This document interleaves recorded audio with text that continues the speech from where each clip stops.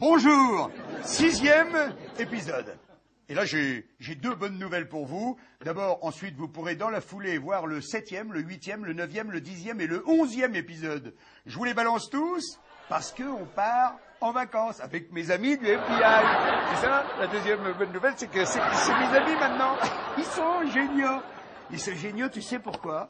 Parce que le 9 septembre dernier, j'avais dit un petit peu vite, dans l'émission de Laurent Ruquier sur Europe 1, j'avais dit, mais Al-Qaïda, Ben Laden, ils sont pas responsables des attentats du 11 septembre. C'était parler trop vite. Il faut juste dire, je trouve que cette version est très troublante. Vous aviez compris ça.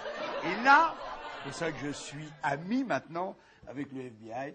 C'est le FBI qui me donne raison, puisque si vous allez sur le site du FBI, vous regardez, Ben Laden, il est accusé de tout, hein, c'est l'ennemi public numéro 1, toutes catégories confondues, mais il n'est pas accusé des attentats du 11 septembre. Alors, nous on dit, quand on leur demande, on leur dit, mais pourquoi il n'est pas responsable? Le FBI nous répond, parce que on n'a pas de preuves. Extraordinaire quand même, hein.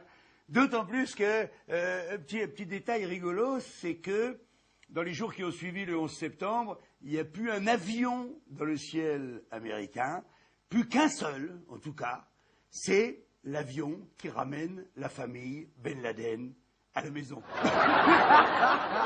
C'est drôle ou pas? Donc, c'est à cause de ça que les Américains vont en Afghanistan, c'est pour chercher Ben Laden, qui, d'après le FBI, il n'est pas responsable. En tout cas, ils n'ont pas de preuves. Mais ils vont le chercher 2 ans. Soi-disant, il est réfugié dans une grotte afghane, tu sais, façon James Bond, avec des ascenseurs et tout. On la voit, des fois, il la dessine, même la grotte, hein, qui a jamais existé. Et au bout de 2 ans, ils sont prêts à le choper, hein. Manque de bol.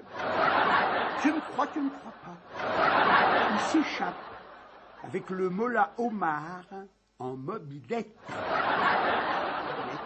Parce que les Américains ne soupçonnent pas que la mobilette afghane est très puissante, très méchante. C'est qu'une mobilette afghane, ça mange 3 F-16 au petit déjeuner le matin. Ça roule à Mach 3. Mobilette afghane, ils ne pouvaient pas prévoir, donc hop, le v'là barré. Alors on aurait pu en rester là, mais non, Bush il dit, allez, maintenant, on va en Irak. Parce que, tu vois, c'est là que Al-Qaïda doit se cacher, tu vois, en Irak, et les armes de destruction massive. Alors ils y vont, ils y vont pas du tout d'ailleurs, qu'est-ce que je dis? Ils y vont pas. On leur dit, non, attendez, on va d'abord aller contrôler. Et là, ils envoient une équipe pour contrôler, ils reviennent, ils disent, il n'y en a pas d'armes de destruction massive. Bush, il dit, si, on y va quand même. Et là, même Chirac, notre président de la France, hein, il a été super, hein. Il a dit non, attendez, avant d'y aller, on va au moins recontrôler encore. On envoie une deuxième équipe de spécialistes, ils reviennent, ils disent là, ça y est, on a regardé partout, c'est sûr, il n'y en a pas. Et Bush, il dit, vous êtes sûr? Ils ont dit, sûr. Et Bush, à ce moment-là, il a dit, bon, si c'est ça, on y va quand même. Il est génial celui-là, c'est George Bush. Alors, voilà, qu'est-ce que je veux dire? Je vous ai même passé l'épisode de la petite éprouvette de Colin Powell avec le sucre en poudre, je vous ai passé tout ça. Et puis, je vous dis tout simplement, mesdames et messieurs, à l'épisode suivant. Bye bye.